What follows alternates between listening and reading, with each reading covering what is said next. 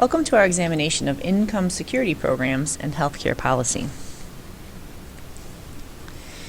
Before the Great Depression of the 1930s, Americans who could not provide for their basic needs relied on relief from family, friends, charities, and in some cases, local or state government. During the Depression, however, the excessively weak economy left 1/4 of the U.S. labor force unemployed. Families lost jobs, savings, and homes. Charities were overwhelmed. States and local governments lacked the resources to assist the millions of people without incomes.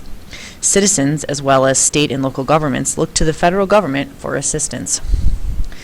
Within his first 100 days in office, President FDR proposed a sequence of revolutionary bills to stimulate and regulate sectors of the depressed economy and to provide income to the needy. His administration's radical proposals placed the national government at the center of issues it had historically left to local and state governments.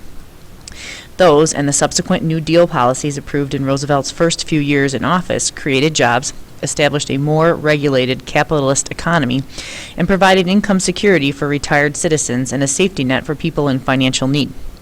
Many of the New Deal programs are still in place today, though in modified form. Non-contributory safety net programs, which are funded through general tax revenues, engender a good deal of debate. Conservatives typically oppose these programs on the ground that hard work, not government handouts, should be the source of the income individuals need to sustain themselves. Liberals are more inclined to support non-contributory safety net programs. They make the case that systemic factors, not individual characteristics, prevent many people from earning enough income to sustain themselves.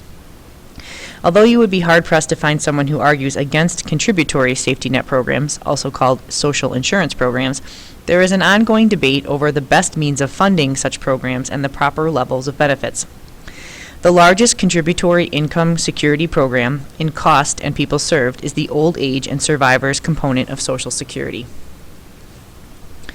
The Social Security Act of 1935, a centerpiece of the New Deal, established a range of landmark income security programs. To this day, these programs provide financial assistance to the elderly, disabled, dependent, and unemployed. The Social Security Act established the Old Age and Survivors Insurance, or OASI, program, which initially provided income to individuals or families when a worker covered by the program retired. This contributory cash transfer program is the traditional retirement insurance component of Social Security. Most people are aware of it and anticipate benefiting from it in retirement.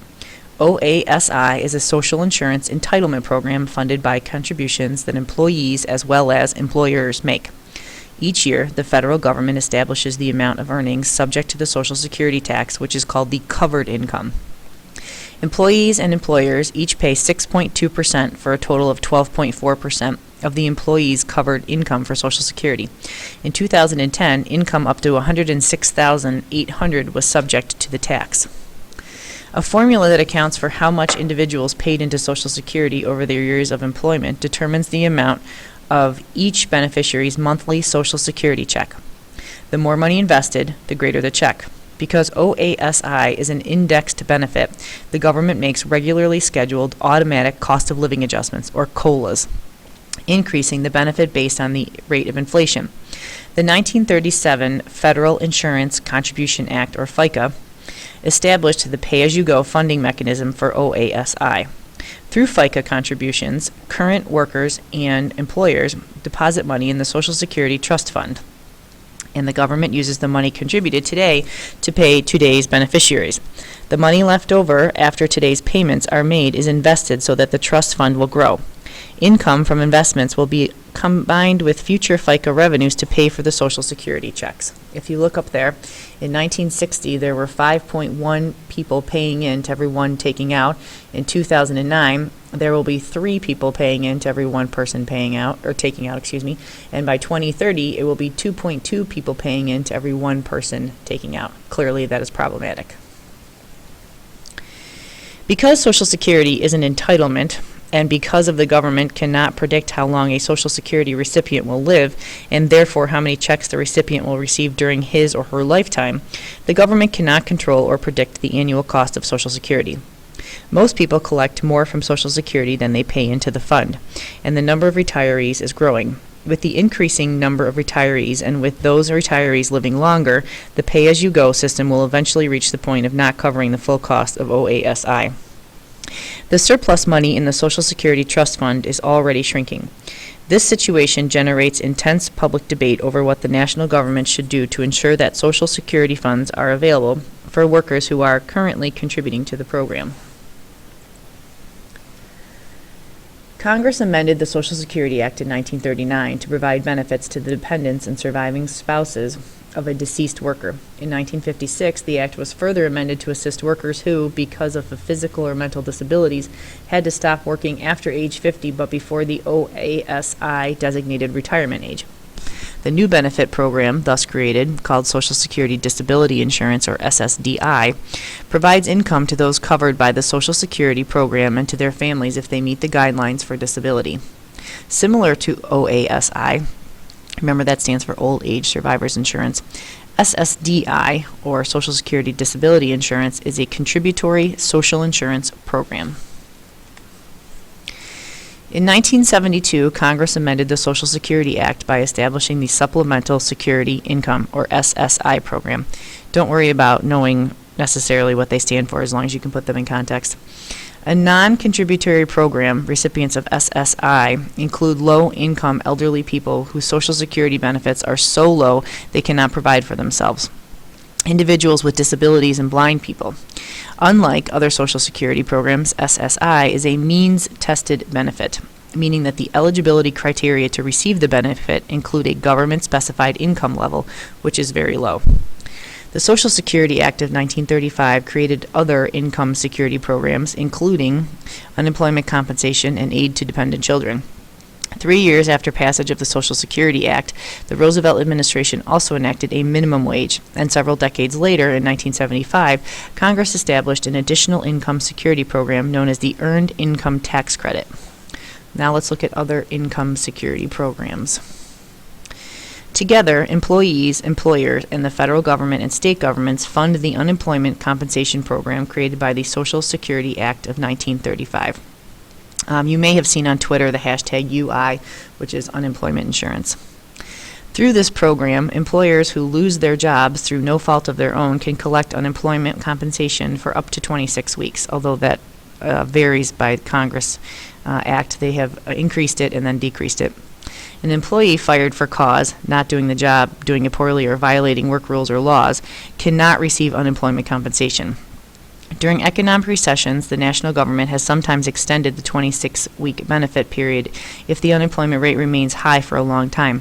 For example, in 2009, the federal government approved a new temporary unemployment program to provide up to additional 20 weeks of unemployment benefits to certain workers. This extension was added to a 2008 extension that provided up to 13 additional weeks of benefits to workers in states with unemployment rates of at least 6%. The federal government paid for these additional 33 weeks of extended benefits. At its peak, it was at 99 weeks. In addition to guaranteeing some income for workers who lose their jobs through no fault of their own, Congress in 1938 enacted the Fair Labor Standards Act, which established a minimum wage. The aim was to guarantee most employed workers a living wage, a wage high enough to keep them out of poverty. The federal government has amended this law several times to expand minimum wage coverage to additional job categories, yet there are still many exceptions to it. Workers not guaranteed the federal minimum wage include full-time students, youths under 20 years of age for the first 90 days of their employment, workers who earn tips, commissioned sales employees, farm laborers, and seasonal and recreational workers. For workers guaranteed the minimum wage, employers must pay overtime, equal to 1.5 times an employee's regular hourly rate for all hours over 40 hours worked during a work week. In 1938, the government set the federal minimum wage at 25 cents per hour. Unlike the Social Security Retirement Program, OASI, the minimum wage benefit is not indexed to other economic factors and so does not automatically receive a COLA, or cost of living adjustment, to keep up with inflation. Congress and the President must approve new legislation if the minimum wage is to increase. Proposals to raise minimum wage are always controversial, as revealed by the intense debate that preceded legislation in May 2007 that increased the national minimum wage from $5.15, that was set in 1997, by the way, to $7.25 per hour. Senate Democrats, led by the late Senator Edward Kennedy, Democrat from Massachusetts, included the provision for the minimum wage hike in a bill to continue funding for the Iraq War. In that way, they won needed votes from those who did not support the wage increase but did support the war funding. Speaker of the House, Nancy Pelosi, Democrat from California, said of the increase, "We are raising wages for the hardest working Americans." State and local governments can establish a minimum wage higher than the federal minimum for covered workers, and they can extend a minimum wage to workers not covered by the federal minimum wage. If you notice, in the state of New York, as of January 1st, 2014, we are up to $8. In 2009, 13 states and the District of Columbia had minimum wages higher than the new national $7.25 an hour. But even in instances of these more generous benefits, the harsh reality is that the many minimum wage workers, as well as many people earning several dollars over the national minimum wage, whom we collectively call the working poor, are still living in poverty. Hence, today's minimum wage is not a living wage. To reduce the financial hardship of the minimum wage and low workers, the national government established the Earned Income Tax Credit Program. If you'll notice, we have 1, 2, 3, 4, 5, 6, 7, 8, 9, 10, 11, 12, 13 states currently above the national minimum wage. Lack of health care is an additional problem for low-income households. Further, it is a growing challenge for middle-income households because the number of employers providing medical insurance for their employees at no cost or a shared cost has decreased in recent years as the cost of medical care has skyrocketed. According to the U.S. Census Bureau in 2008, 46.3 million people in the United States, or 15.4%, were without health insurance. Clearly, that will change with the Affordable Care Act deadline set for the end of March. Among those uninsured, 7.3 million, or 9.9%, were under 18 years of age. Approximately 67% of those with insurance had private insurance. 58.6% of people were covered by employer-provided insurance. 29% of those insured were covered by government health programs, just over 14% were covered by Medicaid, and another 14% were covered by Medicare, which we'll talk about in a minute. These two programs were established in 1965 as part of President Lyndon Johnson's Great Society Plan, which included government programs to reduce the effects of poverty during a time of national economic prosperity. Medicare and Medicaid are part of today's safety net. If you look at this chart, this is just something interesting that I found. According to the Organization for Economic Cooperation and Development, in 2008, the United States had the largest percentage of health spending as a percentage of GDP. Title 19, added to the Social Security Act in 1965, created Medicaid, a joint federal-state entitlement program providing health care to people meeting the means test. Because the national legislation delegates substantial discretion to state governments regarding eligibility and benefits, there are really 50 different Medicaid programs. In this cash transfer program, state governments pay health care providers, and then the national government reimburses the states for a percentage of those bills. The national government's share of each state's cost is based on a formula that takes into account the state's wealth.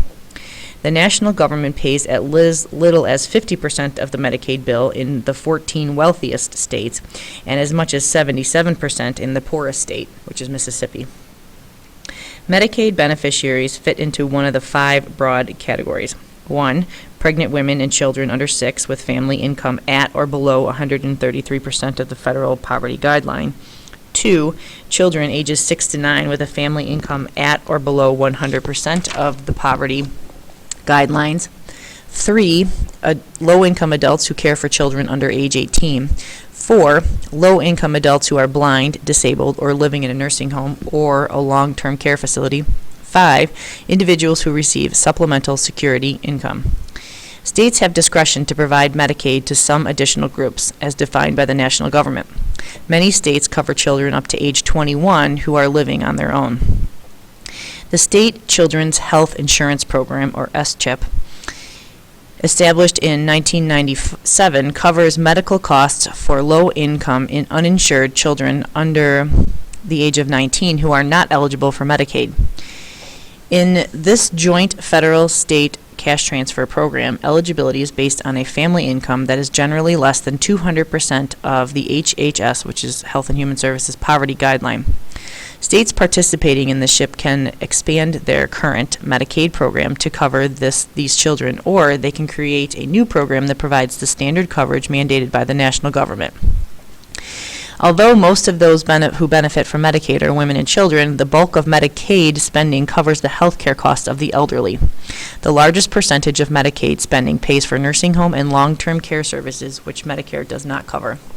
If you look at this chart, this is Medicaid ineligibility. So this is the income at which you have to be, it says maximum annual income to retain Medicaid eligibility. So the maximum income, for example, in Texas is $4,818 in order for you to be eligible for Medicaid, whereas in the state of New York, it's $27,795. If you're below that, then you're eligible for Medicaid. So it does vary based on the state.